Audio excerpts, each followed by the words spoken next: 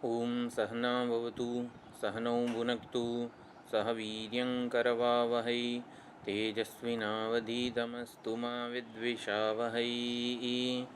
ओम शांति शांति शांति। ओम आप्यायन्तु ममाङ्गानि वाक्प्राणश्चक्षुश्रोत्रमथो बलमिन्द्रियाणि च सर्वाणि सर्वं ब्रह्मोपनिषदं माहं ब्रह्म निराकुर्यां मा ब्रह्म निराकरोत्। अनिराकरणमस्त्वनिराकरणं मे अस्तु तदात्मनि निरतेय उपनिषत्सु धर्मास्ते मयि सन्तु ते मयि सन्तु। ओम शांति शांति शांति। हरि ओम श्री गुरुभ्यो नमः। हरि ओम। सदाशिवसमारम्भां शङ्कराचार्यमध्यमाम् अस्मदाचार्यपर्यन्तां वन्दे गुरुपरम्परां वन्दे गुरुपरम्पराम्। ओम यैरिमे गुरुभिः पूर्वं पदवाक्यप्रमाणतः व्याख्याताः सर्ववेदान्ताः तान्नित्यं प्रणतोऽस्म्यहम्। ओम तदर्थात् परोक्षता च त्वमर्थात् परिच्छिन्नता योपाकरोत्तं देशिकेन्द्रं नित्यं हृदा प्रणतोऽस्म्यहम्। તત્પદાર્થમાં જણાતી ઔપાધિક પરોક્ષતા અને ત્વમ પદાર્થમાં જણાતી ઔપાધિક પરિચ્છિન્નતાને દૂર કરીને ચૈતન્યના નિત્ય સિદ્ધ ઐક્યનું અખંડાર્થનું જેમણે દર્શન કરાવ્યું, બોધ કરાવ્યો એવા તત્વમસી મહાવાક્યના ઉપદેષ્ટા દેશિકવર ઉપદેષ્ટામાં શ્રેષ્ઠ એવા સદ્ગુરુને પ્રણામ કરીએ છીએ.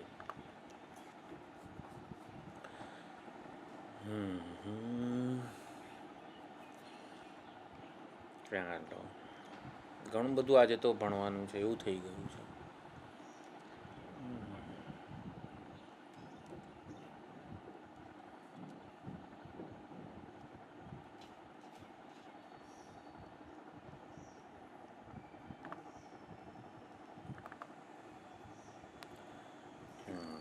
આના વિશે લખ્યું છે કોઈએ?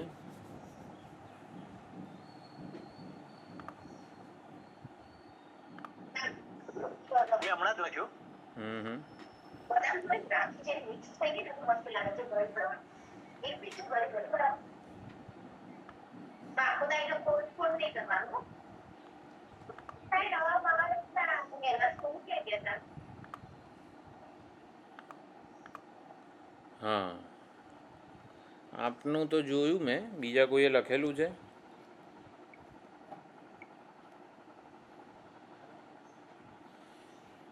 કરવો છે પ્રયત્ન? બોલો.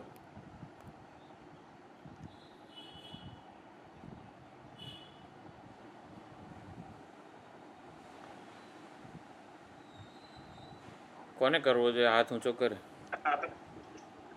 હા, પ્રજ્ઞાબેન બોલો. પ્રયત્ન કરું છું.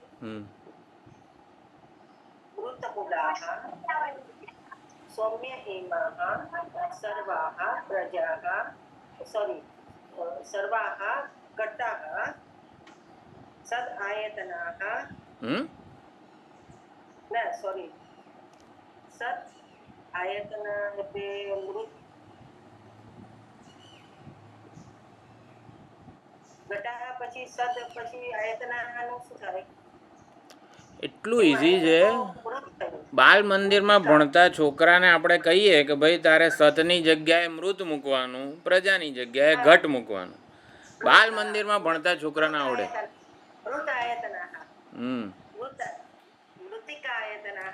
મૃત ચાલે, મૃત ચાલે, મૃત ચાલે. બોલો બોલો, ફરીથી એકદમ કોન્ફિડન્ટલી બોલો. મૃત મૂલાઃ સૌમ્ય હિમાઃ સર્વાઃ ઘટાઃ મૃત આયતનાઃ સત પ્રતિષ્ઠાઃ. મૃદાયતનાહ પછી મૃત પ્રતિષ્ઠા. મૃત પ્રતિ. કેટલું સરસ લાગે આવું સ્વામીજી આગળ બોલીએ તો આમ વટ પડી જાય ને આપણો. ના ના હા જાણા શું મોટું. નથી આવડતું એ ખબર પડે. અરે રે આવું નહીં યાર. હા બીજું કોઈ ચાલો હવે કોનો વારો છે? કોણ છે? આંગળી ઊંચી કરો. એક પણ ભૂલ વગર ચાલો થોડોક. આ તમે લખેલું ખરું પ્રજ્ઞાબેન ઘટ અને મૃતનું? ના મેં લખ્યું નથી અત્યારે જ મેં હા એટલે આટલી ભૂલો પડે છે. લખેલું હોય તો કોઈ દિવસ ભૂલો ના પડે. લખવાનું ટાઈમ નથી. હા એ વાત અલગ છે. એ વાત અલગ છે. એટલે ના એ તો સમજી શકાય એવું છે. આ તો શું છે કે એ બાને મહેનત કરાવું છું થોડુંક. આ હવે થોડુંક આમ એગ્રેસિવ તો નથી થયો પણ મેં કીધું એ પ્રમાણે બધાને રસ પડે. આપ અમારી માટે જ કરો છો પણ અમારે જ તરફથી જરા થોડું પ્રયત્ન નથી કરતો તો શું થાય. આમ તો છે ને વક્તા જેટલી મહેનત કરતા હોય ને એના કરતાં 10 ગણી શ્રોતાએ કરવાની હોય. કેટલી? 10 ગણી. તો શ્રોતાને ભણવાનો સંતોષ થાય. હવે 10 ગણે તો 10 ગણો સમય હોવો જોઈએ. વક્તા પાસે 24 કલાક હોય. લખ્યું છે હા મનુસ્મૃતિમાં એ જ લખ્યું છે એક ઝાડ કાપો ને એની સામે 10 ઝાડ વાવવા પડે. વાવવા પડે. એટલે તમે એક અમારો પ્રયત્ન કરો અમારી માટે તમારે 10 ગણો પ્રયત્ન કરો. આમાં હિમશિલા મૂલાહ એવું આવે હે? હા હા હિમશિલા નહીં. સતની જગ્યાએ એનું મૂળ ઉપાદાન. હિમશિલાનું મૂળ શું છે? જલ. જલમ નીરમ જલમ જે કહેવાતું હોય.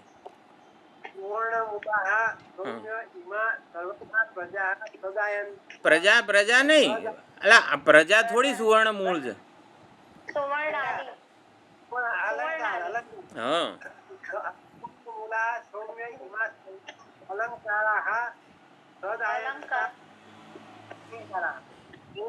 રાણી સુવર્ણ સુવર્ણ મૂલા. હા અલંકાર શબ્દ નપુંસકલિંગ હોય વનમ વને વનાની. જો વાક્યનો કર્તા કોણ છે આમાં? આમાં સતમૂલાહ સૌમ્ય ઇમાહ સર્વાહ પ્રજાહ આ જે છે ઉપનિષદની કંડિકા મૂળ એમાં વાક્યનો કર્તા કોણ છે?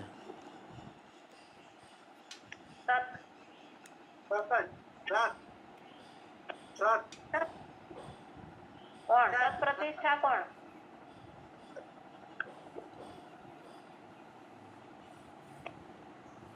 કર્તા શોધતા આટલી વાર ના લાગવી જોઈએ. હા નહીં સુધાબેન બોલીએ આપ જોર સે. પ્રજાહા કરતા છે. સબ્જેક્ટ કોણ છે? પ્રજાહા. પ્રજાને જોઈને એ જીવો તમે સતમૂળ છો, સદાયતન છો ને સત પ્રતિષ્ઠા છો. પ્રજા એટલે આ શાલાની જેમ શું સ્ત્રીલિંગ શબ્દ છે પ્રજા. આકારાંત સ્ત્રીલિંગ એટલે ઈમાહા સર્વાહા પ્રજાહા એવું થયું છે. સન્મૂલાહા કે સતમૂલાહા એ જે છે ને એ એના વિશેષણ કે પ્રેડિકેટ કહેવાય. ઉદ્દેશ્ય સબ્જેક્ટ કોણ છે? પ્રજાહા. એટલે હે જીવો એવું નથી, એ સંબોધન નથી પણ ટૂંકમાં ઉદ્દેશ્ય છે પ્રજાહા. વાક્યનો કર્તા શોધતા ખબર પડવી જોઈએ. કોને ઉદ્દેશીને આ વાક્ય છે? સતમૂલાહા એ તો પ્રેડિકેટ છે, વિધેય છે.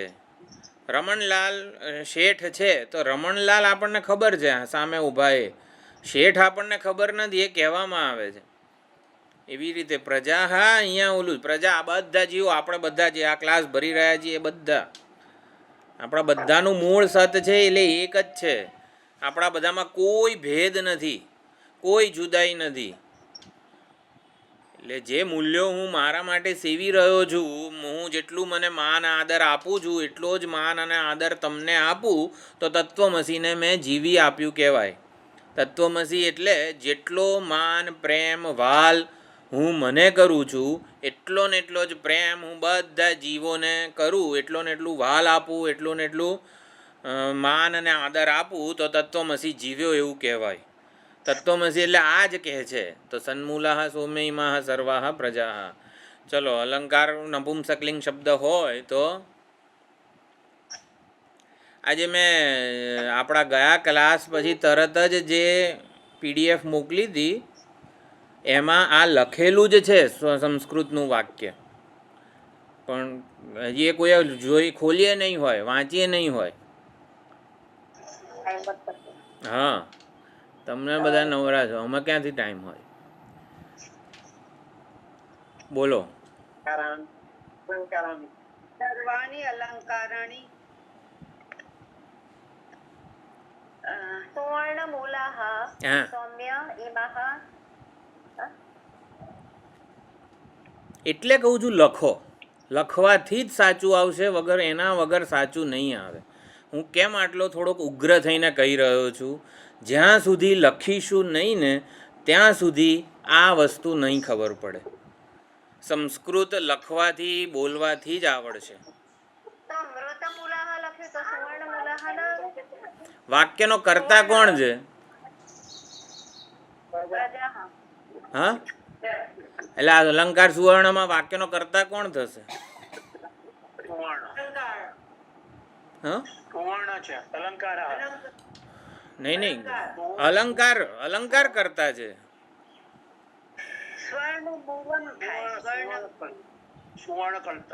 આ કેમ આટલી તકલીફ પડે છે? કારણ કે લખ્યું નથી. સી મહેનત કઈ રીતે કરાય ને એ હું શીખવી રહ્યો છું. હાજી બોલો બોલો. સુવર્ણમૂલાઃ સૌમ્ય ઇમાની સર્વાણી અલંકારાણી. હા, તો ઈમાની સરવાણી કર્યું તો પછી સુવર્ણ મૂલાહા કેમ બોલ્યા? બોલ્યા ઇન ધ સેન્સ એમ.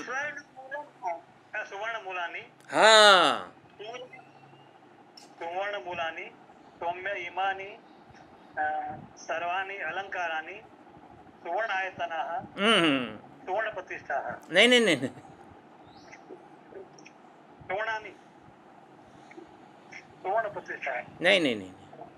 જો કેટલું ઇઝી છે. જુઓ, સુવર્ણ મૂલાની સૌમ્ય ઇમાની સર્વાણી અલંકારાણી સુવર્ણ આયતનાની સુવર્ણ પ્રતિષ્ઠાની.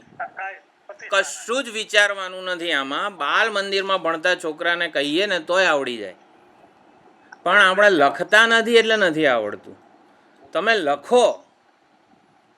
ચાલો હેતલબેન, હા, બાકી નીચે શું લખ્યું છે કૌંસમાં એ બોલો.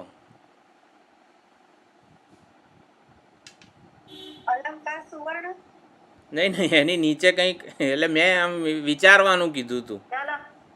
જલમૂલાની હા, સૌમ્ય ઇમાઃ અહીં ઇમાની સર્વાણી ઇમાની સર્વાણી. વાક્યનો કર્તા કોણ બનશે?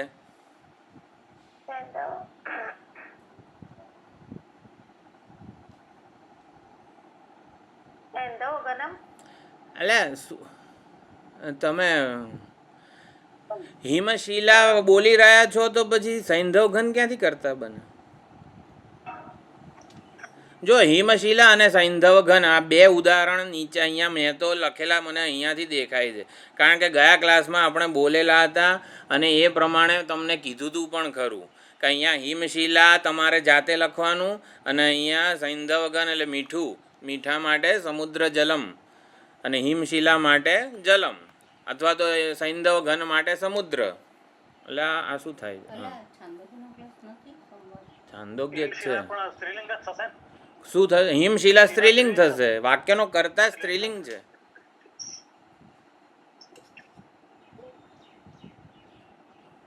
હિમશિલાની સૌમ્ય નહીં નહીં નહીં, હિમશિલાની ના થાય ને. શિલાની જગ્યાએ જલ મૂકવાનું. હા, ઓકે જલમૂલાઃ.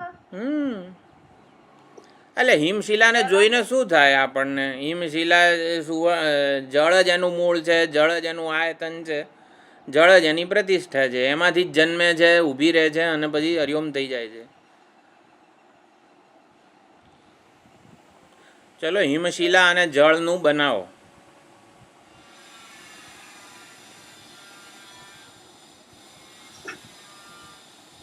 બોલો હેતલબેન. હિમશિલાની હા, સૌમ્ય હિમશિલા કઈ વિભક્તિ છે? જલમૂલાઃ હા, ઇમાઃ સર્વાઃ હિમશિલાઃ હિમશિલાઃ પછી જલ આયતનાહ જલ પ્રતિષ્ઠાહ. કેટલું ઈઝી છે. હા, કેટલું ઈઝી છે.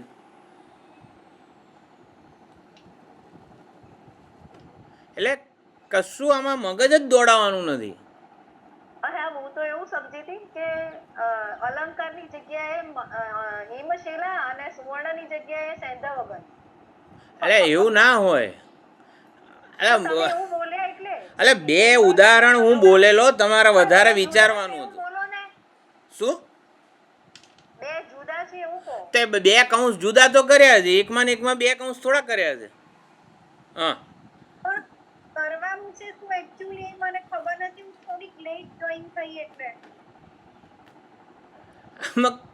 આ આપણે ગયા ક્લાસમાં કરેલું છે. ઘટ અને મૃત અને અલંકાર સુવર્ણ મેં જે પીડીએફ મોકલી ને એમાંય લખેલું છે. આ બંને સંસ્કૃત વાક્યો, ઘટ અને મૃતનાય સંસ્કૃત વાક્ય લખેલા છે, અલંકાર સુવર્ણનાય સંસ્કૃત વાક્યો લખેલા જ છે. એક વાર વાંચી હોય ને પીડીએફ તો પણ ફટાફટ બોલી શકીએ આપણે. ચલો, આ હિમશિલા વાળું બની ગયું. सुधाबेन एक बार आप एक बार बोलिए हिमशिला और जल वाला. बोलती हूँ. हाँ, ट्राई कीजिए.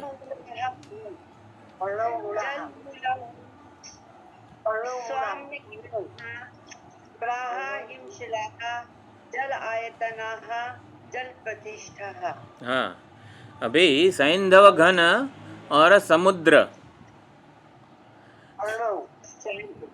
सैंधव घन और समुद्र. हाँ, વર્ણવ થશે ને સમુદ્ર. સમુદ્રનું શું થશે? ઉદતી. ના ના, સમુદ્ર જ રાખો. સમુદ્ર શબ્દ ઓલું છે, સંસ્કૃત છે. ઉદધી છે, અબધી છે, બધા ઘણા બધા સમુદ્રના છે. હા,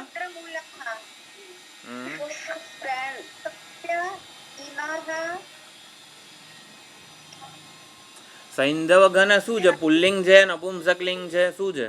નપુંસકલિંગ. નપુંસકલિંગ. કઈ રીતે ખબર પડે? સૈંધવ ઘનમ. કોણ કેવું ને પૂછવાથી પુલ્લિંગ હોય તો કોણ પૂછવાથી જવાબ મળે, પેલામાં શું પૂછવાથી જવાબ મળશે, અને પેલી જો લિંગ માટે છે ને આપણે ગુજરાતીમાં એનો અનુવાદ કરીને લિંગ નક્કી નહીં કરી શકીએ. કોઈ પણનું ગુજરાતીમાં અનુવાદ કરીને આપણે સંસ્કૃતમાં એનું લિંગ નક્કી નહીં કરી શકીએ. એના માટે આપણે એકવાર બૃહદારણ્ય ખોલવું પડે. એમાં મૈત્રેય બ્રાહ્મણમાં સૈંધવઘનવાળું ઉદાહરણ છે જે એમાં સૈંધવઘનની કઈ વિભક્તિ બૃહદારણ્ય કે નક્કી કરેલી છે, આટલી મહેનત કરવી પડે. એના માટે મૈત્રેય બ્રાહ્મણ ક્યાં આવ્યું છે એ ખબર હોવી જોઈએ. ઓહો, આટલું બધું લેસન થોડી અપાય. તમે અમારા ઉપર શું કરો છો? નવરા બધા તમે નવરા છો, અમે થોડા નવરા છીએ. હા,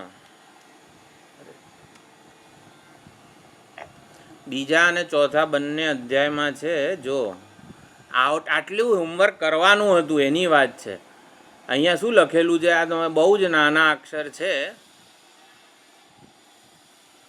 આ મિનિમમ 50 વખત આપણે આ કંડિકા બોલેલા હોઈશું. આ સૈંધવઘન મહિનો કંડિકા ચાલી હતી અને મિનિમમ લગભગ 1, 2, 3 થી 4 વખત આપણે મૈત્રેય બ્રાહ્મણ ભણ્યા છીએ સ્વામીજી પાસે. સૈંધવઘન કયું લિંગ લખ્યું છે અહીંયા? નહીં વંચાતું હોય કદાચ. સયથા સૈંધવઘન અનંતર અબાહ્ય કૃત્સ્ન રસઘન. પુલ્લિંગ છે.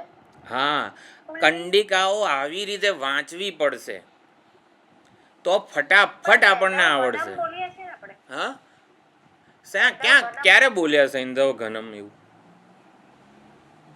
બીજી વિભક્તિમાં હોય ત્યારે બોલે. સૈંધવ ઘનમ આ નય.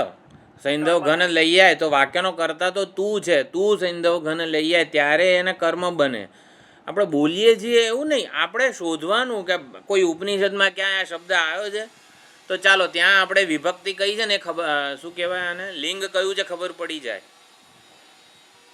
થોડીક હું અત્યારે ખાલી એટલું જ સમજાવી પહોંચાડું છું કે આપણે મહેનત કઈ રીતે કરવાની છે. કોઈ પણ વસ્તુ આપણને સરળતાથી એનો અર્થ આપણને પ્રગટ કરે, આપણે મહેનત ના કરવી પડે. જો ભણવાની રીત આ છે કે આ જે વસ્તુ છે એ જ પોતે પોતાનો અર્થ આપણને કહે, આપણે યાદ રાખવાની જરૂર ના પડે. પણ એના માટે આપણે છે ને થોડુંક આ વાક્યનો કર્તા કોણ છે ને આ ને તેને બધું થોડીક અન્વય ખબર પડી જાય ને આપણને વાક્યનો કર્તા કોણ છે આમાં. એટલે હંમેશા સંસ્કૃતના ક્લાસમાં પણ હું સૌથી પહેલું આ વાક્ય પૂછું છું, વાક્યનો કર્તા કોણ છે. બરોબર? એટલે બાળકોને જોઈને મારા હૃદયમાં આનંદ થાય છે. એમાં વાક્યનો કર્તા કોણ છે?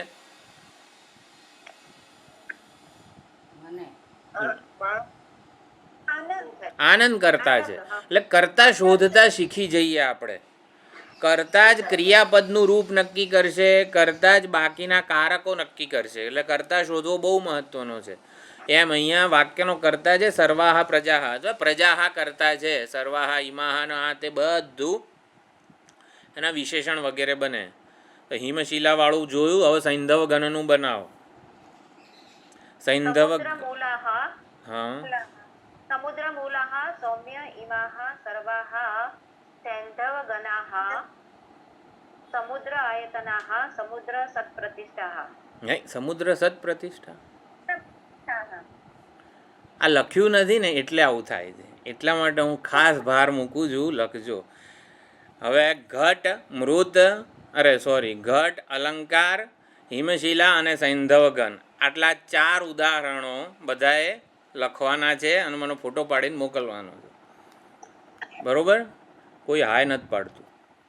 આ સમુદ્ર પ્રતિષ્ઠાઃ આવે હા, આવે. સૈંધવઘનનું લિંગ બધે જ હશે. અચ્છા.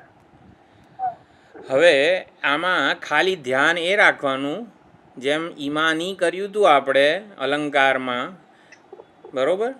એવી રીતે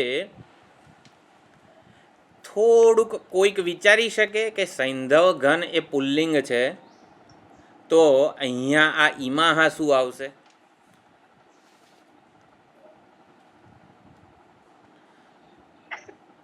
માન બહુવચન ના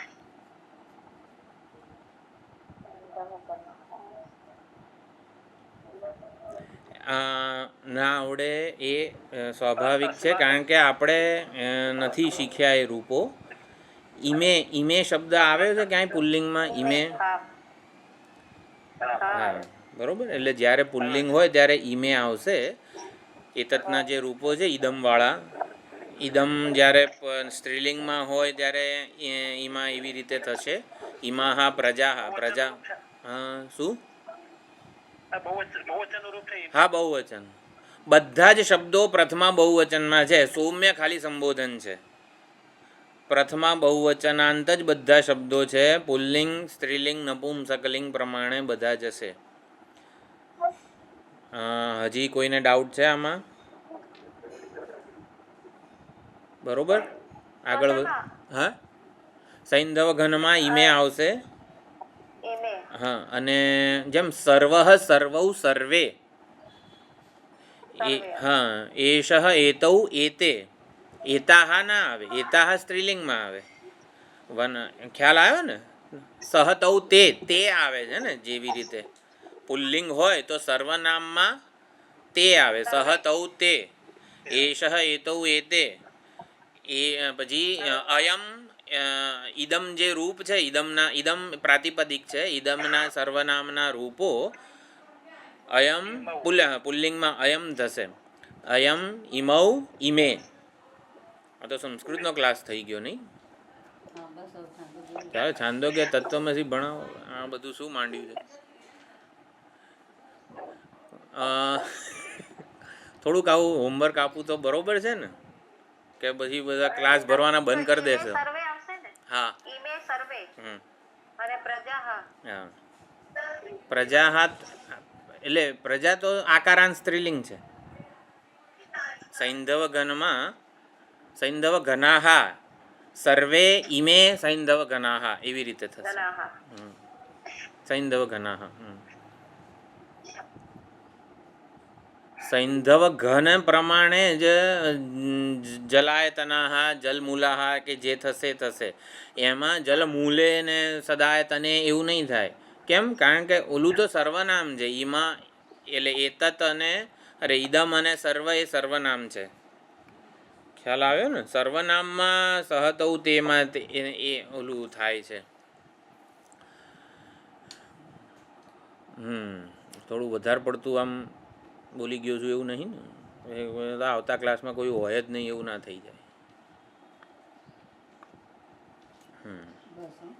બસ જો મમ્મી મને કહે છે આ શું માંગ્યું છે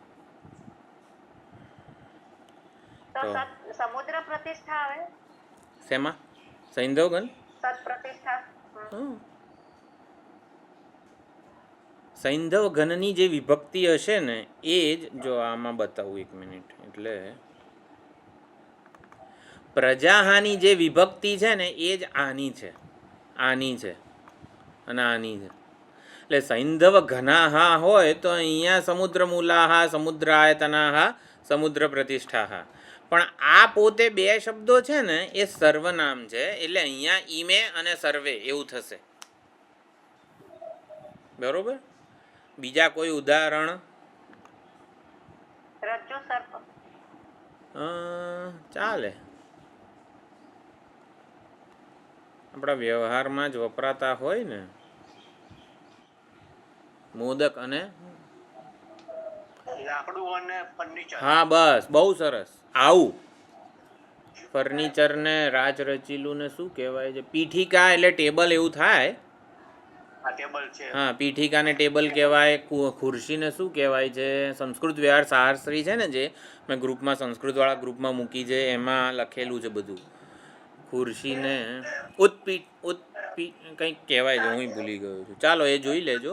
થોડા ઉદાહરણો આવી રીતે લખજો તો આપણે કંઈ વિદ્વાન નથી થવાનું, પણ આપણું જે થોટ લેવલ જે છે ને એ આપણે આવી રીતે બધી જગ્યાએ એપ્લાય કરી શકીએ. હવે શું કરીશું?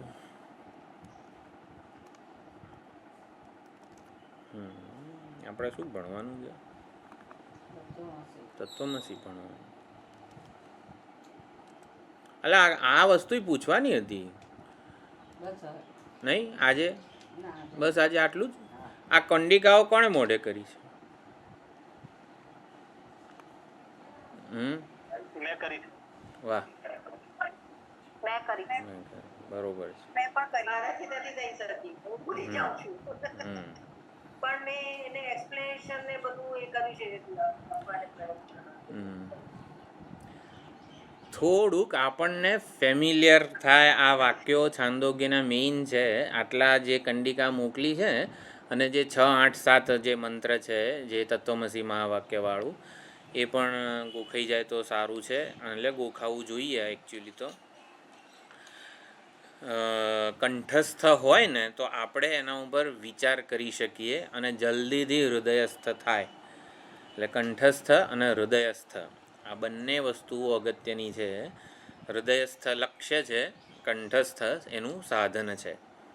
એટલે બધી કંડિકાઓ આપણને એ પ્રમાણે આવડે એ ખૂબ જ જરૂરી છે. એકચ્યુઅલી તો ષડવિધ લિંગ જે છે મેં આજે ગ્રુપમાં જે મોકલી હતી સવારે, એના માટે આ બધી કંડિકાઓનો ઉપયોગ છે ષડવિધ લિંગમાં. તત્વમસી સદ વિદ્યા જે છે 6થો અધ્યાય, એના દ્વારા છાંદોગ્ય ઉપનિષદ આપણને શું પહોંચાડે છે, તમે કહેવા શું માગો છો, એવું જે છે વસ્તુ એ ષડવિધ લિંગથી નક્કી થાય. એટલે તત્વમસી મહાવાક્ય આપણને કયો અર્થ પહોંચાડે છે?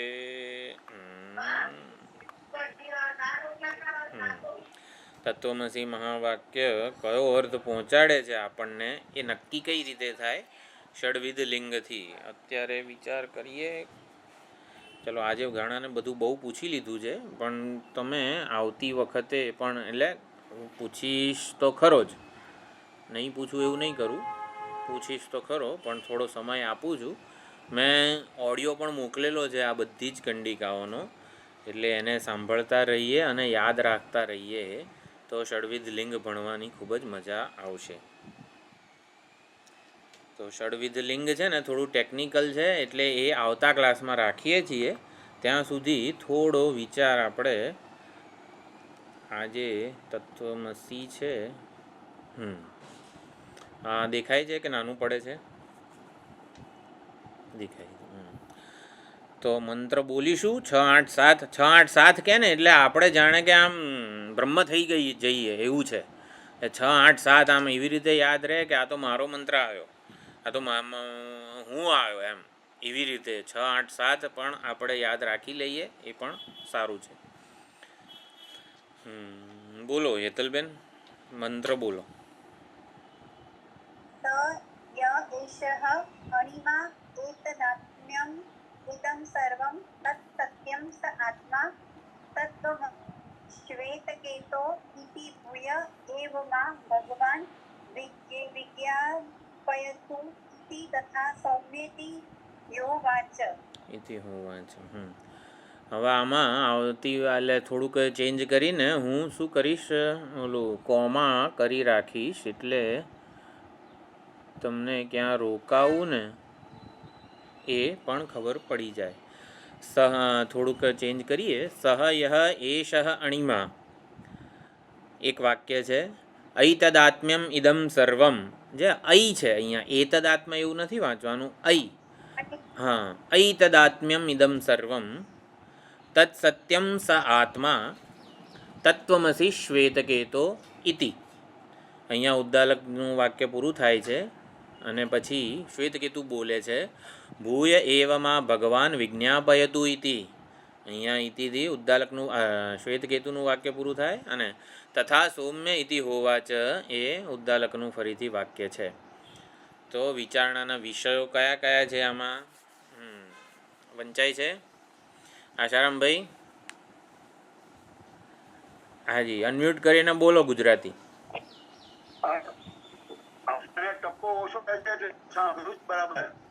હા, વાંધો નહીં, આ ગુજરાતી બોલો. હા, વાંધો ના ના ના, ગુજરાતી ગુજરાતી ગુજરાતી ગુજરાતી. અણીમાં એટલે શું, એને જાણવાની રીત કઈ છે, તેને જાણવું મારા માટે શા માટે અગત્યનું છે. આ સંપૂર્ણ જગત અને જીવોની વાસ્તવિક ઓળખ શી છે, એ વિશ્વસનીય વૈશ્વિક ઓળખ અને મારો સંબંધ શું છે. વેદાંત શાસ્ત્રો અને આચાર્યો મહાવાક્યના ઉપદેશથી ક્રમિક રીતે 100 અર્થ આપણને પહોંચાડે છે. એ સાચું ડાપણ જીવન કેવી રીતે બની રહે. ચલો, બધાનો જવાબ કોણ બોલશે? એટલે પણ ભણાવો તો ખરા પેલા. અણિમાનું હું કહું? હા, બોલો બોલો. અણિમા એટલે સૂક્ષ્મ. સૂક્ષ્મ. હા, સૂક્ષ્મતમ. એટલે પરમાત્મા એટલે આત્મા પરમાત્મા એકદમ સૂક્ષ્મતમ છે. જાણવાની કઈ રીતે જાણવાનું? હા, એને જાણવું મારા માટે શા માટે અગત્યનું, એને કઈ રીતે જાણવું એ તત્વમસી વાક્યથી. એવું નહીં, આ બધું ઓલી પીડીએફમાં લખેલું છે. આ બધા જ પ્રશ્નોના જવાબો પીડીએફમાં છે. હમણાં અડધો કલાક પહેલા લખે તો શું વંચાય? એટલે શું, આ ગયા ગુરુવારે લખ્યા આપેલી છે પીડીએફ. તો વાંચી હોય તો આ જવાબ હમણાં આમ આવડી જાય.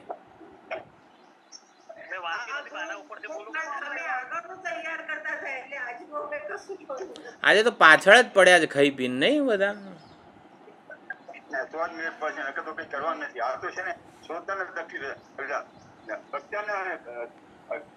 શ્રોતાને તો કઈ પડી જ નથી. નાચવું એનું આંગણું વાંકું, નાચવું નહીં એનું આંગણું વાંકું. એટલે અમારા આંગણા બધાના વાંકા છે. જો તત્વમસી ભણવાનું છે એટલે ભાઈ મહેનત કરવી પડે. આપણે કંઈ મહેનત નહીં કરીએ તો ના ચાલે. તત્વમસી ભણ્યા તો વેદાંત ભણ્યા કહેવાય. તો વેદાંત ભણવું હોય તો કેટલું મોટું કમિટમેન્ટ જોઈએ. તમારી વાત સાચી છે, તમારી વાત સાચી. હવે હું હવે એટલો બધો નાનો છું ને ઉંમરમાં તમારા બધા કરતા, એટલે આમ તો આમ કરીને કોઈને કહી નથી શકતો. ખબર નહીં પડતી લેસન ના, તમે તમે એવું રાખશો જ નહીં. તમે બધા બરાબર અમને ખરાબ તો જ નહીં પડવાનું, નકર એમને તમે જ્ઞાનમાં મોટા છો એટલે અમારા માટે મોટા જ છો. હા, એ તો એ જ તે અમુક શાસ્ત્રની આવશ્યકતા છે એમાં. હા गुरुमुख से शास्त्र की सहायता से इसको जाना जा सकता है. જાણવાની રીત કઈ છે वो तो બરોબર है વોટ ઇઝ અપૂર્વતા એને જાણવાની અપૂર્વ એટલે જાણવાની રીત કઈ છે તો આપણે સાંભળી જ રહ્યા છીએ. એટલે જ શ્રવણ મનન નિધિધ્યાસનની વ્યાખ્યા મેં મોકલી આમાં. આપણે લાગે કે આપણે ઘણા વર્ષોથી શ્રવણ કરીએ છીએ, પણ શ્રવણ એટલે શું ને એ વ્યાખ્યા પ્રમાણે સમજવું પડે તો શ્રવણ થયું કહેવાય. એટલે કંઈ આપણે ક્લાસ ભરીએ એટલે શ્રવણ થયું ના કહેવાય. એટલે થોડુંક આપણે વિવક્ષાને પણ સાચવીએ, વિવક્ષા પ્રમાણે ભણીએ એ પણ અગત્યનું છે. આવતા વખતે ષડવિધ લિંગ નો પણ વિચાર કરીશું અને શ્રવણ મનન નિધિધ્યાસન શું છે એનો વિચાર કરીશું. આજે થોડા આ પ્રશ્નો છે બધા એ પ્રમાણે વિચારીએ. મારા ખ્યાલથી ગઈ વખતે એક મોકલ્યું હતું, ખબર નથી.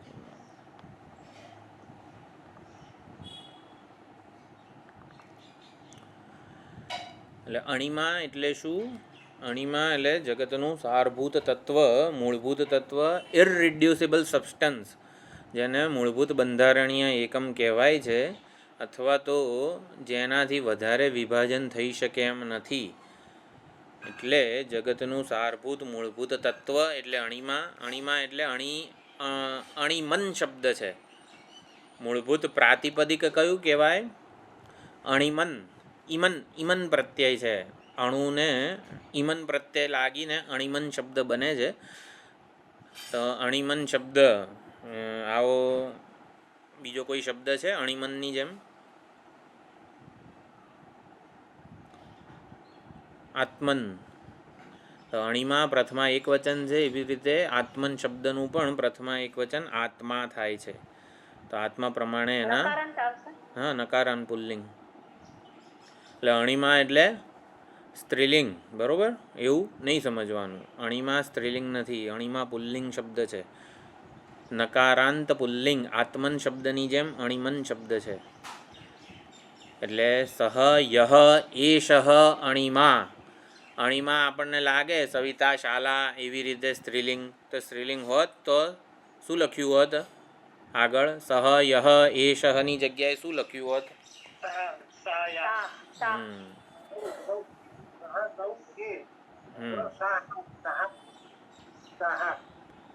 સા પછી પછી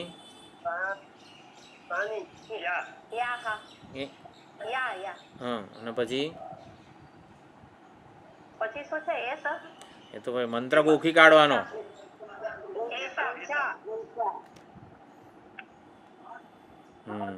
તો ફટાફટ આમ બોલાઈ જવું જોઈએ. એટલે આવું એવી અપેક્ષા નથી રાખતો, પણ આ તો ખાલી તરત આપણે આ અણિમા એટલે પરમાત્મા કે આત્મા એવો અર્થ સૂક્ષ્મતમ છે. સૂક્ષ્મતમ છે એટલે શું? જેને વિચ કેનોટ બી ઓબ્જેક્ટિફાઈડ. એનું વિષયીકરણ ન થઈ શકે, વિષયતયા મારી સામે ઉપલબ્ધ ન થઈ શકે. દૃશ્ય કે વિષય કે જ્ઞેય વેદ્ય વિષય રૂપે એ મારી સામે ઉપલબ્ધ ના થઈ શકે. પરમાત્માને જાણવો છે, પરમાત્માને જોવો છે, પરમાત્માના સાક્ષાત્કાર કરવા છે, પરમાત્મા કોઈ દિવસ આવી રીતે સામે હું ઊભો હોઉં ને સામે દેખાય ને એ ના થાય, થવાનું જ નથી. કેમ? કારણ કે અણિમા છે. અણિમા છે એટલે સૂક્ષ્મતમ છે. સૂક્ષ્મતમ છે નાનો એવો છે, એટલો ઝીણો છે ને પરમાત્મા કે દેખાય જ નહીં. એવું નહીં, ઝીણું અણોહો ભાવ જે કહ્યું છે ભાષ્યકારે, એટલે વિચ કેનોટ બી ઓબ્જેક્ટિફાઈડ. એટલે એનું વિષયીકરણ ન થઈ શકે, ઇન્દ્રિય અગોચર છે. એટલે ઇન્દ્રિય મન અને વાણીથી અતીત છે ને આ છે તે છે એવું બધું સમજવાનું. પણ એ તો ખાલી એની વ્યાખ્યા છે. હકીકતમાં જોનારો પોતે હોય તો ક્યાંથી એ પોતાને જોઈ શકે. અણિમા એટલે સીધું અસ્થિભાતિ પ્રિય. અણિમાનો શું અર્થ કર્યો? અસ્થિભાતિ પ્રિય અથવા તો ચૈતન્ય. ચૈતન્ય હોય તો એ ક્યાંથી એનું ઓબ્જેક્ટિફિકેશન થઈ શકે. સબ્જેક્ટનું કોઈ દિવસ ઓબ્જેક્ટિફિકેશન ના થાય. તો અણિમા એટલે ધ વેરી સબ્જેક્ટ, એ જોનારો, આવી રીતે સમજનારો, શ્રોતા મનતા વિજ્ઞાતાનું સ્વરૂપ છે. એનું કોઈ દિવસ આવી રીતે વિષયીકરણ ના થાય. એટલા માટે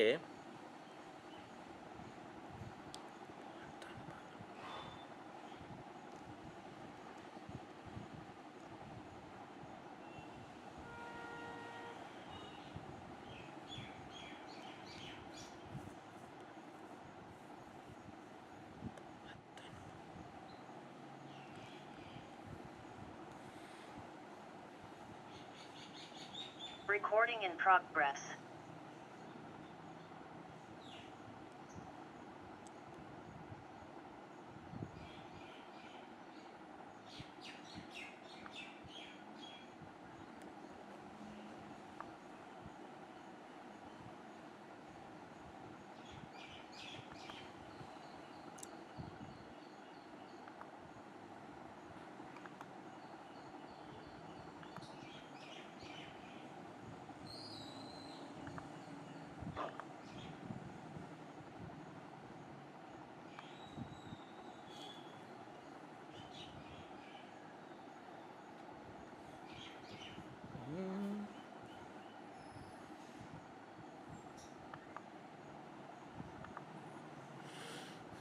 અણિમા એટલે સૂક્ષ્મ, શું કહેવાય, ફંડામેન્ટલ બિલ્ડિંગ બ્લોક, ઇરરિડ્યુસિબલ સબસ્ટન્સ, કે જેનું વધારે હજુ સૂક્ષ્મકરણ કે વિભાજન થઈ શકે નહીં. એટલે આપણે વૈજ્ઞાનિકો જે રીતે અત્યારે સત્યને, રહસ્યને શોધવાનો પ્રયત્ન કરે છે જગતના, જગતનું વિભાજન કરે છે, જગતના વસ્તુઓનું, વિષયોનું, આપણે પણ વેદાંતની રીતે જ્યારે રિડક્શન કરીએ, રિઝોલ્વેશન કરીએ, ત્યારે આવી રીતે દૃશ્યમાં રહસ્યને, સત્યને શોધવાનો પ્રયત્ન કરીએ. દૃશ્ય જગતમાં જગતના રહસ્યને શોધવાનો પ્રયત્ન કરીએ તો જગતનું વિભાજન કરીએ. જગત શું છે કે ભાઈ પંચમહાભૂત છે. તો પંચમહાભૂત એટલે આવી રીતે પૃથ્વી, અગ્નિ, જળ, આકાશ, આ તે બધું. આકાશનું કારણ શું છે? મહત્તત્વ. મહત્તત્વનું કારણ શું છે? તન્માત્રા, નામ તેમ કરતાં કરતાં અહંકાર તત્વ, અને પછી માયા, પ્રકૃતિ વગેરે સુધી પહોંચાય. એટલે જગતનું જે પરિણામી ઉપાદાન કારણ અથવા તો કાર્યકારણની પરંપરા, અંતે એની અવધિ કઈ છે કાર્યકારણ પરંપરાની? માયા સુધી જાય. પછી માયાનું પણ અત્યારે વૈજ્ઞાનિકો ગોડ પાર્ટિકલ, બોઝોન પાર્ટિકલ સુધી પહોંચ્યા છે, અને એને એ લોકો ગોડ પાર્ટિકલ માને છે, અને એમાંથી આ જગત બન્યું એવું સમજે છે. પણ વેદાંતની જે રિડક્શનની પ્રોસેસ છે જુદી છે. માયા સુધી પહોંચી શકાય છે. પછી છે ને ઇનવર્ડ જર્ની, એટલે કે અંતર્મુખ યાત્રા પ્રારંભ થાય છે. માયા સુધી જાણે કે બધું હોય, પરિણામ, કાર્યકારણ, પરંપરા, અને પછી એનું પણ રહસ્ય, એનું પણ સત્ય જ્યારે, વોટ ઇઝ ધ ટ્રુથ, એટલે કે વાસ્તવિકતા શું છે માયાની. તો આવી રીતે જગતની વાસ્તવિકતા શું છે? તો જગત જ્યારે આપણને એ નામ, રૂપ અને પ્રયોજન, નામ રૂપ કર્મ, નામ રૂપ વ્યવહાર, આ વસ્તુ છે જગતમાં. શું છે? બહુ તો શું છે? નામ છે, રૂપ છે અને કર્મ છે. કર્મ છે એટલે એનો કંઈક રોલ છે. મચ્છર શું છે? નામ, રૂપ અને કંઈક કરડવાનું, એટલે એને કંઈક કર્મ સોંપવામાં આવ્યું છે. એનું કર્મ છે કે એનો પ્રયોજન છે કે એનો વ્યવહાર છે. તો જગતમાં બહુ વધીને શું છે? નામ, રૂપ, કર્મ છે, નામ, રૂપ, પ્રયોજન છે, વ્યવહાર છે. એનું પણ હવે આપણે વાસ્તવિકતા, એનું ઇનર મોસ્ટ એસેન્સ આપણે શોધવાનું હોય ત્યારે વૈરાગ્યની આવશ્યકતા છે. વૈરાગ્ય વિના તમે આવી રીતે તેજ અથવા તો માયા સુધી, ગોડ પાર્ટિકલ સુધી પહોંચી શકો છો. બૌદ્ધો આવી રીતે વૈરાગ્ય વગર જગતના મૂળભૂત તત્વને શોધતા હતા. એટલે એમને વૈરાગ્ય અથવા તો વેદાંત શાસ્ત્રનો આશરો લીધો નહીં. વેદાંત વગર આપણે અંતિમ અવધિ સુધી ક્યાં સુધી પહોંચી શકીએ? વેદાંત એટલે વૈરાગ્ય, વેદાંત એટલે સંન્યાસ. તો સંન્યાસ કે વૈરાગ્ય વગર આપણે જગતના રહસ્યને શોધીએ તો અંતિમ કયા પગથિયા સુધી પહોંચી શકીએ. માયા અથવા એનર્જી હવે બૌદ્ધો એને શું કહે છે? શૂન્ય કહે છે. કારણ કે નામ રૂપ અને કર્મનું આપણે જ્યારે ઠોસ વાસ્તવિકતા શોધીએ ને ત્યારે એ ખરી પડે છે.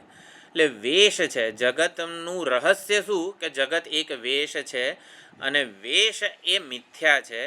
મિથ્યા શબ્દનો એક જ અર્થ આપણે સમજવાનો છે, બાધ યોગ્ય છે. એટલે કે બાધિત થઈ જાય છે, એટલે કે ખરી પડે છે. એટલે કે મિથ્યામાંથી સભાનતાને સંપૂર્ણપણે સંકેલવાની આપણી પૂર્ણ સ્વતંત્રતા છે. મિથ્યા કોને કહેવાય? કે જેમાંથી આપણે આપણી સભાનતાને, આપણે આપણા તાદાત્મ્ય અભિમાનને સંકેલી શકવાની પૂર્ણ સ્વતંત્રતા આપણને છે. જગત મિથ્યા છે એનો અર્થ આટલો થાય. મિથ્યા એટલે ખોટું છે ને આમ છે ને તેમ છે ને એવું બધું નથી ને એવું બધું કંઈ સમજવાનું નથી. મિથ્યા શબ્દના 15 થી 16 અર્થ આપણે આ ગ્રુપમાં જ PDF મૂકેલી હતી જ્યારે વાચારંભણમ વગેરે કંડિકા ચાલતી હતી ત્યારે. તો એ પણ એકવાર યાદ કરી લેવાની કે વેદાંત કોને મિથ્યા શબ્દનું ડાયમેન્શન શું આપે છે. સદસદ્ભ્યામ અનિર્વચનીયમ એટલે કે જેને છે એવું ન કહેવાય, જેને નથી એવું પણ ન કહેવાય, જે અનિર્વાચ્ય જેની સત્તા છે.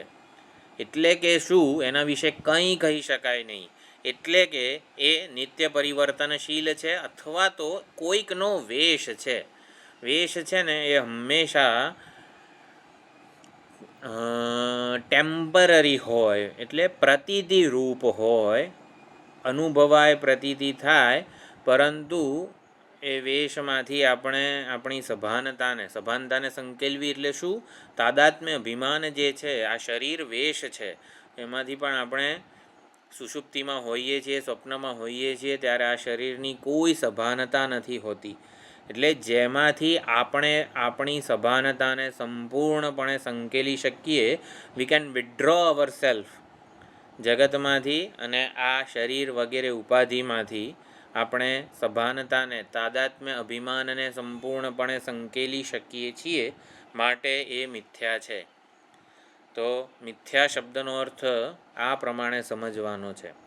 બાધ યોગ્ય છે એટલે કે સ્વપ્ન જેવું જાગતાની સાથે બાધિત થઈ જાય છે. સ્વપ્નનો એક વસ્તુ કશી જાગતા મારી પાસે આવતી નથી.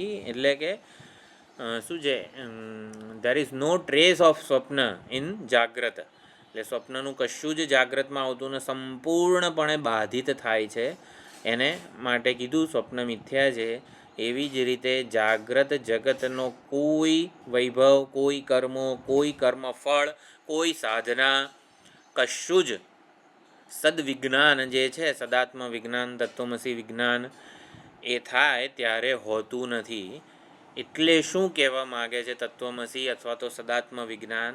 કે જે વસ્તુઓ આપણે અત્યારે આપણા વિશે માની રહ્યા છીએ, હું એક વેદાંતનો સાધક છું, જિજ્ઞાસુ છું, મારે પરમાત્માને જ્ઞાન પ્રાપ્ત કરવું છે, હું આટલી સાધના કરું છું, આટલા કર્મો કરું છું, આટલા પાઠ કરું છું, આટલા પારાયણ કરું છું, જે કોઈ આપણે આપણા વિશે માનીએ છીએ ને એ બધું મિથ્યા છે, એ બધું બાધ યોગ્ય છે. એમાંની એક પણ ઓળખ મારા વિશેની વાસ્તવિકતા નથી. લો, આ વેદાંત તો સારું જબરું છે. હા, આવું સાધના કરીએ ને એ વેદાંતને ગમતું નથી. વેદાંત જરા પણ લાગણીને વચ્ચે લાવતું નથી. એ વાસ્તવિકતાના આધારે આપણને બોધ આપે છે. ભાઈ વાસ્તવિકતા શું છે, ઇનર મોસ્ટ એસેન્સ વગેરે જે છે ને, એટલે તત્વમસી પાસેથી આપણે કઈ અપેક્ષા રાખવાની છે એને જાણવાને શું છે. સંપૂર્ણ જગતની વાસ્તવિકતા શું છે અને વિશ્વસનીય ઓળખ અને મારો સંબંધ શું છે, આ બધું વી have two figure it out from Tatvamasi. Tatvamasi એક આટલું નાનું અમથું વાક્ય શું આપણને પહોંચાડે છે. મારા વિશેની જે કોઈ પણ માન્યતા કે નિશ્ચય, અભિપ્રાય, છાપ હું ધરાવતો હોઉં, મને થોડું સંસ્કૃત ફાવે છે. આપણને બધું ગમે તે હોય, સંસ્કૃત વાક્ય આપણને ફાવી જાય, ગમે તે હોય એ મિથ્યા છે. હું ભગવાનનો ભક્ત છું મિથ્યા?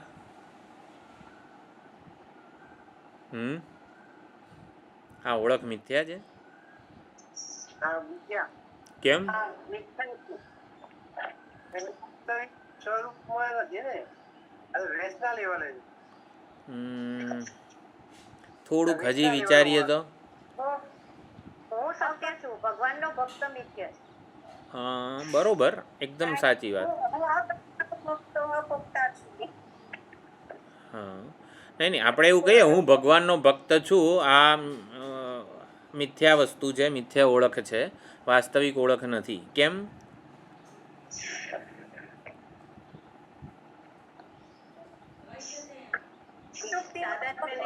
શરીરની સાથે તાદાત્મ્ય થઈને મેં મારી જાતને ભક્ત માની. સ્વરૂપ કોઈ ગત નથી. હું બ્રહ્મ છું માટે. હા હેતલબેન? સુષુપ્તિમાં તો હું કશું નથી, ભક્ત પણ નથી, કંઈ નથી. બાધ યોગ્ય છે. મિથ્યા શબ્દનો શું અર્થ આપણે સમજવાનો? બાધ યોગ્ય છે. મારા વિશેનો એક પણ અભિપ્રાય જો બાધિત થતો હોય ગમે તે સમયે, એના વિશે હું પૂરેપૂરો ઓબ્જેક્ટિવ હોવો જોઈએ. જો આ વેદાંત વિચાર કાળે આ વસ્તુને આપણે થોડીક શું કહેવાય જીવંત રાખીએ એટલે એના માટે આપણે ઓબ્જેક્ટિવ બનીએ. જીવંત બનાવવું એટલે શું? ઓબ્જેક્ટિવ બનવું એના માટે. એટલે એમાં લાગણીને વચ્ચે ન લાવીએ. ભગવાનનો ભક્ત જ છું, બરોબર જ છે, વ્યવહાર કાળે હું ભગવાનનો ભક્ત છું, ભક્ત બનીને જ વ્યવહાર કરવાનો છે. વેદાંતી, સાચો વેદાંતી કોને કહેવાય? વિચાર કાળે અદ્વિતીયતાને એ જીવંત રાખે છે અને વ્યવહાર કાળે ભક્તપણાને જીવંત રાખે છે. એટલે વેદાંત વ્યવહાર કઈ રીતે કરે? તો ભક્ત બનીને વ્યવહાર કરે. અને ભગવાનનો ભક્ત એટલે શું? આવી રીતે ભગવાન એના માટે સૌથી વધારે મહત્ત્વનો હોય એને ભગવાનનો ભક્ત કહેવાય. અને ભગવાન વ્યવહાર કાળે છે ને, જો ભગવાન શબ્દના 2 ડાયમેન્શન વેદાંત આપે છે, જે સર્વમાં વ્યાપ્ત છે અને સર્વથી અતીત છે. ટ્રાન્સેન્ડેન્ટલ રિયાલિટી પણ ભગવાન છે અને ઇમેનન્ટ રિયાલિટી એટલે શું? પાદોસ્ય વિશ્વભૂતાની ત્રિપાદસ્યામૃતં દિવી. આ વાક્ય સાંભળ્યું છે? પુરુષોત્તમ. હા, પાદોસ્ય વિશ્વભૂતાની એટલે શું? આ સંપૂર્ણ જગત જે છે એનું 1/4 પાદ એટલે 1 ચરણ એટલે કે 1/4 અંશ છે. એટલે કે સંપૂર્ણ જગતમાં પણ ભગવાન છે, વ્યાપ્ત છે, અસ્થિભાતિ પ્રિયથી માંડીને બધી જ રીતે આપણે જે કંઈ વિચારણા કરીએ છીએ. હા, તો એ પ્રમાણે શું કહેવાય? વ્યાપ્ત છે અને અતીત પણ છે. અતીત એટલે ટ્રાન્સેન્ડન્ટ શું છે? ત્રિપાદસ્ય અમૃતમ દિવી. 3/4 અંશ છે એ તો નામ રૂપાત્મક જગતથી અતીત છે. અતીત છે ને એટલે તું છે, આપણે છીએ, એવું સમજવાનું છે. શું હતું?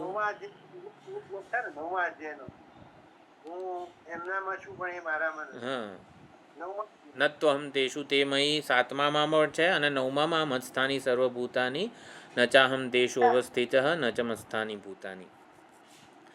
એટલે ટ્રાન્સેન્ડેન્ટલ રિયાલિટી અને ઇમેનન્ટ રિયાલિટી બંને રૂપે ભગવાન છે. વેદાંત શાસ્ત્રમાં ભગવાનની આ સમજ છે, આ છે પ્રતિપાદન છે ભગવાનનું.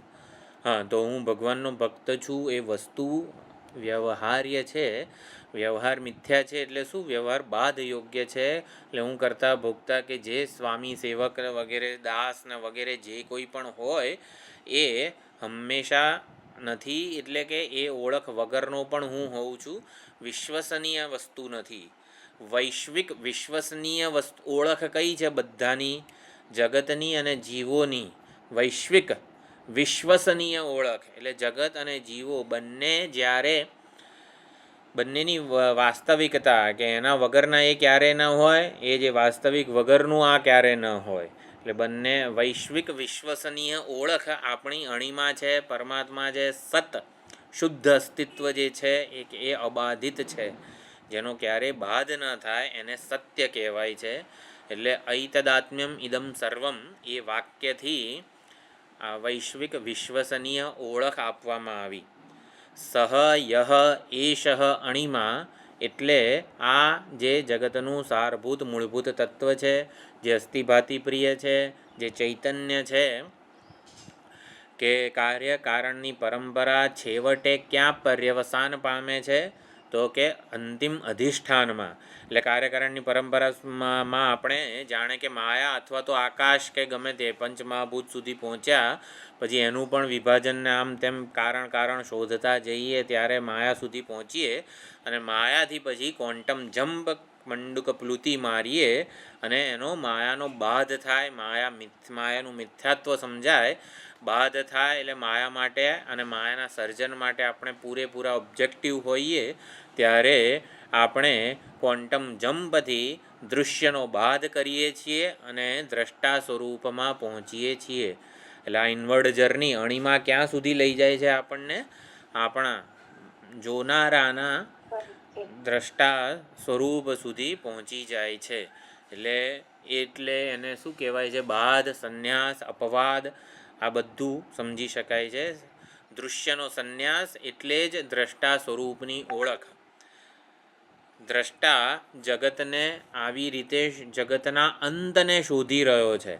કાર્ય કારણની પરંપરા આપણી બુદ્ધિ જ્યારે શોધતી હોય ત્યારે બુદ્ધિ આ માથે ટોર્ચ રાખીને એ અંતને શોધે તો કોઈ દિવસ છેડો મળે નહીં. કેમ? કારણ કે જે જોનારો છે ને એ જ દૃશ્ય જગતને પ્રત્યેક ક્ષણે સર્જી રહ્યો છે. હાથમાં ટોર્ચ લઈને અંધારું શોધવાનો પ્રયત્ન જેવો હોય એ ક્યારેય પૂરો ના થાય. એવી જ રીતે દ્રષ્ટા કે જ્ઞાતા કે વિજ્ઞાતા બનીને આપણે દૃશ્યના રહસ્યને શોધવાનો પ્રયત્ન કરીએ છીએ. અનાદિકાળથી આ શોધ ચાલે છે અને અનંતકાળ સુધી ચાલુ રહે એવી છે. સમજવાનું એ કે કાર્યકારણ પરંપરાની અંતિમ ચરમ સ્થાન જે છે ને એમાં બાધ થઈ જાય છે શોધનો. શોધ બાધિત થઈ જાય છે. પ્રયત્ન જે છે, વ્યવહાર છે, શોધક જે છે ને, શોધક અને શોધવાની વસ્તુ, અન્વેષક અને અન્વેષણ, આ બંને બાધિત થઈ જાય છે. આ અંતિમ અવસ્થાન છે. કઈ રીતે ખબર પડે છે આપણને? આપણા અનુભવથી જ ખબર પડે. સુખની શોધ જાગ્રતમાં કરીને થાકી જઈએ છીએ. એ જ બતાવે છે કે સુખની શોધ અજ્ઞાનમાંથી જન્મી છે. સુખની શોધ કેમ પૂરી નથી થતી? કારણ કે અજ્ઞાનમાંથી જન્મી છે. જગતનો છેડો કેમ નહીં આવે? કારણ કે જગત અજ્ઞાનમાંથી જન્મ્યું છે. એટલે અજ્ઞાનમાંથી જન્મ્યું છે માટે મિથ્યા છે, માટે બાધ યોગ્ય છે. આપણા વિશેની આપણી ઓળખ, હું ભગવાનનો ભક્ત છું, મિથ્યા કેમ છે? અજ્ઞાનમાંથી જન્મેલી છે. એટલે અજ્ઞાન, હું ભગવાનનો ભક્ત છું, આ મિથ્યા ઓળખ તમે કહો છો. આ વેદાંતી તો કેવા છે? નહીં, વેદાંતી બહુ જ સુંદર રીતે આદર કરે છે એ ઓળખનો અને બતાવે છે કે હું ભગવાનનો ભક્ત છું. આ ઓળખ અજ્ઞાનમાંથી જન્મેલી છે. અજ્ઞાન શું કરે છે? તારા અને ભગવાન વચ્ચે દ્વૈત ઊભું કરે છે, જુદાઈ ઊભી કરે છે. તારે એ જુદાઈ રાખવાની જરૂર નથી. એટલે વેદાંતી ભગવાનનો, ભક્તિનો, ભક્તનો સૌથી વધારે આદર કરે છે. આપણને એમ લાગે કે આ વેદાંતી તો કૃષ્ણ અને શિવને બધાને આમ છેડો ઓલું નાખે. એક પ્રવચનમાં જ હતું, એટલે કૃષ્ણ મિથ્યા છે. વેદાંતના જ પ્રવચનમાં શ્રી કૃષ્ણ મિથ્યા છે. હવે મિથ્યા છે એટલે આપણે તો આમ જરાક સમસમી જઈએ. હકીકતમાં કૃષ્ણ મિથ્યા છે એટલે શું? કૃષ્ણ સાથેની આપણી જુદાઈ મિથ્યા છે એવું કોઈ સમજતું નથી.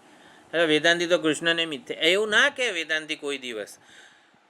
શું છે ગોપિકા ગીતની પહેલી પંક્તિ શું છે? હા, એ નહીં, સોરી, ગોપી ગીત નહીં, કયું છે? વિરહ ગીત ને. જ્યારે ભગવાન અંતર્ધાન થઈ જાય છે ત્યારે પછી ગોપીઓ સ્તુતિ કરે છે. વેણુ ગીત ન ખલુ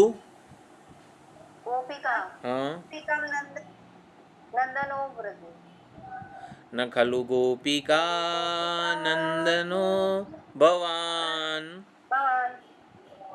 પછી સર્વમણીન અંતરાત્મદૃક. આ વેદાંત છે. ન ખલુ ગોપિકા નંદનો ભવાન. હે કૃષ્ણ, તમે કઈ આ ગોપ એટલે ગોપિકા એટલે નંદ યશોદાના બાળક છો, નંદન છો એવું નથી. સર્વ પ્રાણીનામ અંતરાત્મ દૃક. એટલે કૃષ્ણ મિથ્યા છે એટલે શું? નામરૂપ મિથ્યા છે એવું એ નથી સમજવાનું. સર્વ પ્રાણીઓનો અંતરાત્મ દૃક કીધું છે એટલે આપણાથી જુદો નથી એવું વેદાંત સમજાવવા માંગે છે. એટલે કયું ડાયમેન્શન આપણને કોઈ પણ વાક્ય આપે છે એટલે આમાં એને સમજવાનો પૂરેપૂરી તક આપીએ વેદાંતના વાક્યોને. ભગવાનની અને તારી જુદાઈ મિથ્યા છે. ભગવાનને આ ભક્તિ ને ભક્ત મિથ્યા છે ને આવું બધું મિથ્યા છે એટલે શું? આપણે કલ્પેલી જુદાઈ મિથ્યા છે, બાધ યોગ્ય છે, ખોટી જણાઈ રહી છે. ભગવાનની અને મારા વચ્ચેની જે આ જુદાઈ છે, જે અંતર છે, જે મને આ હજી સાધક સાધ્ય જેવું ભેદ લાગે છે, મારે ભગવાનને પ્રાપ્ત કરવાના છે, દર્શન કરવાના છે, એ જુદાઈ મિથ્યા છે એવું સમજવાનું છે. કોઈ દિવસ આપણે આવી રીતે ભગવાનને નીચા ઉતરવાનું આપણે નથી સમજવાનું વેદાંતના વાક્યોથી. હંમેશા સમજવાનું સુખની શોધ મિથ્યા છે. આપણે સુખની શોધ કરીએ છીએ ને મિથ્યા છે એટલે બાધ યોગ્ય છે એક અર્થ કીધો. અને બીજો કયો અર્થ કીધો મેં? પ્રતીતિ માત્ર છે. હા, પછી અસદ અસદ આપે એમ. અનિર્વચનીયમ, પછી અનિર્વચનીય. કાલ્પનિક.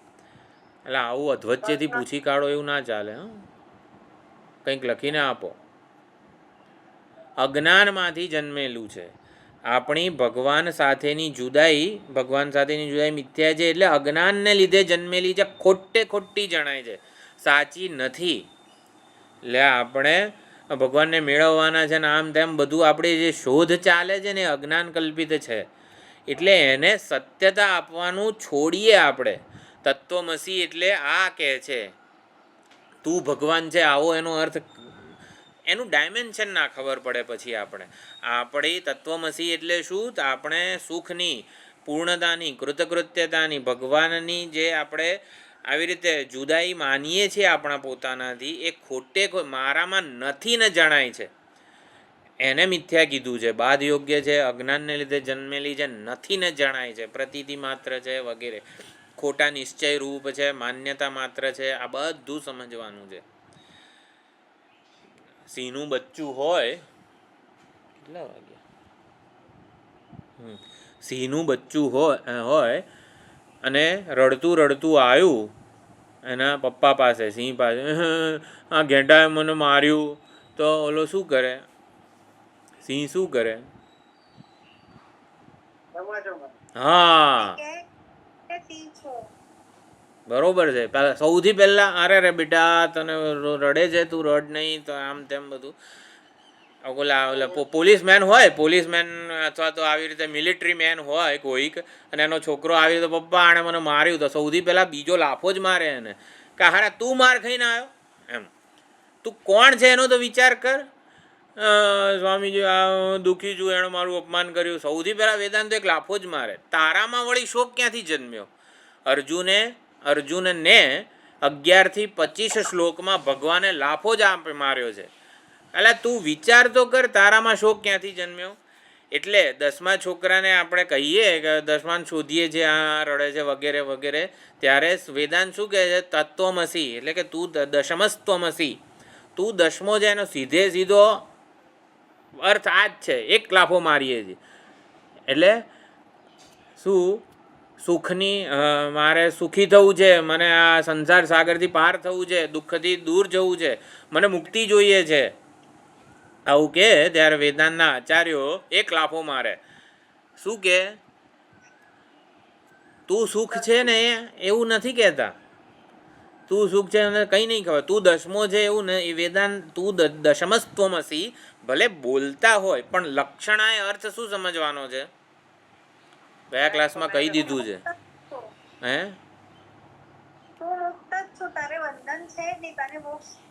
હા. હવે એ છે ને સીધું આપણે સમજી શકતા નથી, કારણ કે આપણું મન ઓલાને શોધવામાં, સુખને શોધવામાં એટલું બધું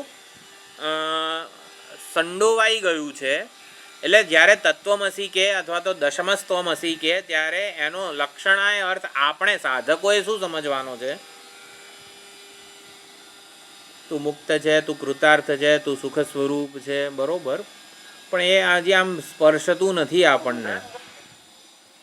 ગયા ક્લાસમાં કીધેલું છે મેં. લાગી શકે જ નહીં. ઘરે બંધન લાગી શકે જ નહીં. એનો હોઈ શકે જ નહીં. ક્યાંથી બંધન? તત્વમસીનો વ્યાવહારિક અર્થ, એટલે મેં કીધું ને ઓલો મિલિટરી મેન હોય તો એક લાફો મારે. અર્જુનને ભગવાને 11 થી 25 શ્લોકમાં લાફો જ માર્યો છે, ખબર નહીં પડતી તું ખેણો તું કે એમ, એવી રીતે તારામાં વળી શોક ક્યાંથી આવ્યો આમ, એવું એમ. સુખને શોધતા હોઈએ, વેદાંત પાસે જઈએ, વેદાંત કે તત્વમસી, એટલે સમજવાનું શું? સુખ સ્વરૂપ છે. હા, એ સારું પહોંચતું નથી ને આપણા સુધી. આપણે રડતા હોઈએ છીએ સુખ માટે, એટલા તલપતા હોઈએ છીએ કે તું સુખ સ્વરૂપ છે એવું સાલું પહોંચતું નથી હૃદય સુધી. એટલે પછી we have to interpret our statement તત્વમસી. જો એટલે જ વેદાંત શાસ્ત્ર ઉપર વિચાર કરવાનો છે આપણે. તત્વમસી એટલે લાફો મારે છે. લાફો મારે છે એટલે શું? તારામાં સુખની શોધ જન્મી કેવી રીતે? એટલે મારે સુખી થવું છે, વેદાંત એક લાફો મારે છે. તારામાં વળી સુખની શોધ જન્મી કઈ રીતે? સુખની ઈચ્છા. એટલે તત્વમસી એટલે શું? તારામાં જન્મેલી સુખની ઈચ્છા અજ્ઞાન કલ્પિત છે, મિથ્યા છે. તારામાં હોઈ જ ના શકે સુખની ઈચ્છા. એટલે સુખની ઈચ્છાને સમર્થન જ નથી આપવાનું. એટલે પણ જોઈએ છે સુખ, શું સમર્થન નહીં આપવાનું? સુખી થવા માટે શું કરવાનું? સુખના પ્રદાતા બનવાનું. તો આપણે જે પ્રશ્નો પૂછ્યા છે ને એ જીવંત કઈ રીતે બને, આઈ થિંક 7મો પ્રશ્ન છે ઓલામાં, એમાં પણ આ વસ્તુને જોવાની છે કે તત્વમસી જીવંત કઈ રીતે બને. તત્વમસી તું સુખ સ્વરૂપ છે એટલે શું? એ જીવંત કઈ રીતે બને? મને સુખની, પૂર્ણતાની, કૃતકૃત્યતાની જેટલી પણ જરૂરિયાતો છે એ મારામાં મને એવમ ત્વયી ન ઉપપદ્યતે, એટલે મને યોગ્ય નથી અને છતાં જણાઈ રહી છે માટે અજ્ઞાન કલ્પિત છે. ચાલો અજ્ઞાન મારા માટે એટલું આવી રીતે અધ્યાસ વગેરે જન્માવીને મારામાં આ બધું ઊભું કરે છે. ચલો અજ્ઞાનને નિવૃત્ત કરીએ. એટલે તત્વમસી એટલે શું? કન્ફ્રન્ટ યોર સેલ્ફ, એટલે કે તું જેવો છે એવો તને તું ઓળખ. એવું તું પોતાને જે અધૂરો, ઊણો, અલ્પ અને આ અલ્પશક્તિમાનના આવો માને છે એવો તું નથી. તારા વિશેનો તું જે અભિપ્રાય ધરાવે છે, માંગણ, ઈચ્છુક, એવો તું નથી. તારું તું ડાયમેન્શન સમજ, તારો તું વૈભવ સમજ. તને આ એકે વસ્તુઓ અડી શકે એમ નથી, સ્પર્શી તારા સુધી પહોંચી શકે એમ નથી, તારામાં નથી ને જણાઈ રહી છે. એટલે કે અજ્ઞાન કલ્પિત છે, ખોટે ખોટી જણાઈ રહી છે. સુખની ઈચ્છાને, સુખની જરૂરિયાતને, અધૂરપને તું આવી રીતે એને સમર્થન આપવાનું બંધ કર. તત્વમસી એટલે આ થયું. એટલે પણ સુખ જોઈતું હોય, ન અનુભવાતું હોય તો શું કરીએ? તો પછી એક લાફો જે છે ને થોડો પ્રેમથી મારે. ચલો કર્મયોગ વગેરેથી એ ઉપાય બતાવશે કે સુખ જે જોઈતું હોય તો સુખ વસ્તુ છે ને આવિર્ભાવ કરવાની વસ્તુ છે, એ પ્રાપ્ત કરવાની વસ્તુ નથી. આદર, પ્રેમ, માન, વાલ વગેરે જે કંઈ પણ છે ને, આપણે આ પ્રશ્નોના જવાબો કઈ રીતે શોધવાના છે? ક્યાં ગયું? હા, ક્રમિક રીતે. આ ક્રમ જે છે ને એ પણ આપણે સમજવાનો છે. ક્રમ, કયો ક્રમ આ તત્વમસી આપણને કહે છે. અને ડાપણ જીવંત કઈ રીતે બને એ પણ આપણે જોયું. આપણી એકે ઈચ્છા, અધૂરપ વગેરેને આપણે સમર્થન ના આપીએ. સમર્થન ના આપીએ એટલે સમજીએ કે એ અજ્ઞાનને લીધે જણાય છે. તો કેટલા વાગ્યા છે? ચાલો અત્યારે આ રાખીએ છીએ. આપણે શું હોમવર્ક હતું આજે? કંઈ હોમવર્ક હતું? હા, કંડિકાઓ મોઢે કરજો. એટલે ચાલો હું ધીમે રહીને બોલું છું. ના પણ થાય જો હશે બધું. પણ આ તો આમ કેવું છે કે થોડુંક તાદાત્મ્ય. મને અત્યારે કહે કોઈ કે 25 રોટલીઓ બનાવો તો પછી પહેલાં ધડાકે થોડી આવડવાની છે. જેમાં જેની કળા, જેમાં જેની પ્રેક્ટિસ, અભ્યાસ, આ તે બધું હોય. પણ આપણે ખંતપૂર્વક આપણે જાણે કે લાગે જઈએ. આ તો તત્વમસીને આપણે વધારે ને વધારે એન્જોય કરીએ. મૂળ હેતુ એવું છે કે તત્વમસીને એન્જોય કરીએ, એ કોઈ થિયોરિટિકલ કે સૈદ્ધાંતિક વસ્તુ ના રહી જાય. તો આ કંડિકાઓ આમ એકદમ યાદ હોય તો વધારે મજા આવશે તત્વમસી ભણવાની. કારણ કે ષડવિધ લિંગથી તત્વમસીનો જ્યારે તાત્પર્ય નિશ્ચય થશે ને ત્યારે આ ષડવિધ લિંગો આ બધામાં છે. આ કંડિકાઓ જ ષડવિધ લિંગમાં છે. મેં લગભગ આજે ઓલું શું કહેવાય મોકલી તો દીધી છે PDF ષડવિધ લિંગ 6 પ્રકારના તત્વમસી દ્વારા પ્રતિપાદિત અદ્વિતીયતા. તત્વમસી એટલે અદ્વિતીયતા. તો અદ્વિતીયતા કેવી રીતે વેદાંત શાસ્ત્ર આપણા સુધી પહોંચાડે છે એ બધો વિચાર આ કંડિકાઓમાં થયો હતો. બીજું એક હોમવર્ક એ આપું છું કે આત્મા કે પરમાત્મા વગેરે માટે અત્યાર સુધીમાં આ 6થા ચેપ્ટરમાં કેટલા શબ્દો આવ્યા, બરાબર? જેટલા શબ્દો આવ્યા હોય એ પણ નોંધજો. આત્મા, પરમાત્મા, પરમબ્રહ્મ બધા માટે કેટલા શબ્દો આ 6, 8, 7 કંડિકા સુધી આવ્યા છે એ પણ શોધજો. બહુ અઘરું લેસન આપો છો, પણ હવે આપણે એ પ્રમાણે આગળ વધવાના જ છીએ. કેટલા શબ્દો આવ્યા એક ઉદાહરણ આપીએ તો હા, એ બધું આવી રીતે શોધજો. કયા કયા પરમ બ્રહ્મનો જેનાથી નિર્દેશ થતો હોય એવા નામ કે શબ્દો કયા કયા આવ્યા છે લખજો. હા, અણીમાં આવી રીતે, એટલે એ રીતે. હા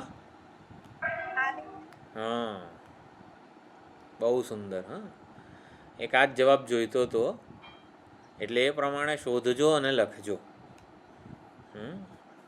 સારું, ચાલો. હવે આ છે ને આવતીકાલ વખતે તો શ્રાવણ મહિનો નથી ને કંઈ? 5મી થી શ્રાવણ મહિનો. હા, સોમવાર છે એટલે એક ગુરુવાર હજી આવશે ને, 1લી તારીખ છે. સારું, તો આવતા ગુરુવારે મળીએ. ઓમ પૂર્ણમદ પૂર્ણમિદમ પૂર્ણાત પૂર્ણમુદચ્યતે પૂર્ણસ્ય પૂર્ણમાદાય પૂર્ણમેવાવશિષ્યતે. ઓમ શાંતિ શાંતિ શાંતિ. હરિ ઓમ. શ્રી ગુરુભ્યો નમઃ. હરિ ઓમ. આ સન્મૂલાહા વાળું જે પેજ હતું આપણે ક્લાસની શરૂઆતમાં જે કર્યું, એ પણ આવી રીતે જે ઘટ અને અમૃત ને સુવર્ણ અલંકાર, હિમશિલા, સૈંધવગન, આ બધું લખીને એકવાર મોટેથી બોલવાનું. પાડોશીને સમજણ પડવી જોઈએ કે આ વેદાંત ભણે છે. કર્મ આપણે કરવાનું છે, ફળ પાડોશીને મળી જાય ને એવું કરવાનું છે. એટલે થોડું એ 4 વાક્યો જે હોય એ વધારે મોટેથી બોલવાના. પછી આપણે એક વધારે ઉદાહરણ ફર્નિચર અને લાકડાનું આપ્યું. આવી રીતે આપણે જાતે બનાવીશું સંસ્કૃત વાક્યો તો ઘણો, ભલે ને ગુજરાતીમાં બનાવીએ અને પછી એની નીચે વિભક્તિ વચન લખીને એનું સંસ્કૃતમાં કરવાનું. તો આ પ્રમાણે થોડોક અભ્યાસ શું કહેવાય મહેનત કરીએ તો મજા પણ આવશે. હરિ ઓમ.